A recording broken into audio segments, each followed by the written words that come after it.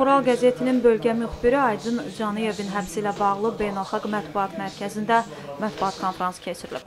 Mətbuat konfransında hadisədə adı zərər çəkən kimi keçən Lənkəran Sərnəkaran kənd sahib Əz-Zaman məscidi dini icmasının rəhbəri Mirbaba Tahirov vəkili Ağakişi Nağıyev, Qafqaz Müsəlmanları İdarəsinin Cənub bölgəsi üzrə nümayəndəsi Qəni Axundzadə iştirak ediblər.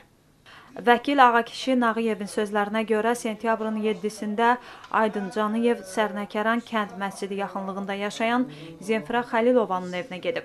Burada mübahisə yaranıb. Mübahisə zamanı Canıyev evin şüşələrini qırıb, daha sonra məscidə gələrək məscidin də şüşələrini sındırıb. Ona mane olmaq istəyən din xadimlərini, kənd sakinlərini təhqir edib. Mirbaba Tahirov Aydın Canıyevi dayandırmaq istəyəndə yazar dini icma rəhbərinə qarşı fiziki zorakılıq edib. Bundan sonra polisə şikayət edilib və jurnalist polis idarəsinə aparılıb.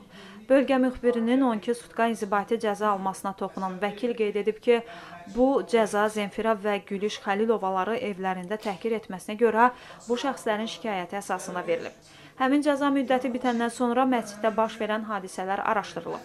Canıyevin əməllərində xuliqanlıq hərəkətləri olması müəyyənləşdirilib.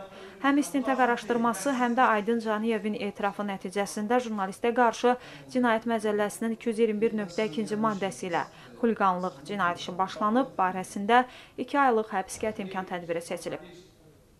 Vəkilin dediyinə görə hüquqlarını özü müdafiə edəcəyini deyən Canıyev vəkildən imtina edib. Ağakişi Nağıyev bunu da qeyd edib ki, Lənkəran Pedaqoji Universitetinin müəllimləri Canıyevin əməkdaşı olduğu Xural qəzetinə qarşı tədbir görülməsi üçün məsələ qaldırıb. Onun sözlərinə görə buna səbəb Canıyevin qəzetin 7 sentyabr sayındakı məqalədə tələbə qızların əxlaqı ilə bağlı təhqiramiz ifadələr işlətməsidir. Bu mətbuat konfransı ilə ictimaiyyətə və mətbuat nümayəndələrinə çatdırmaq istəyirik ki, bu həbs Aydın Canıyevin peşə fəaliyyəti ilə yox, törətdiyi əməllərlə bağlıdır deyə vəkil qeyd edib.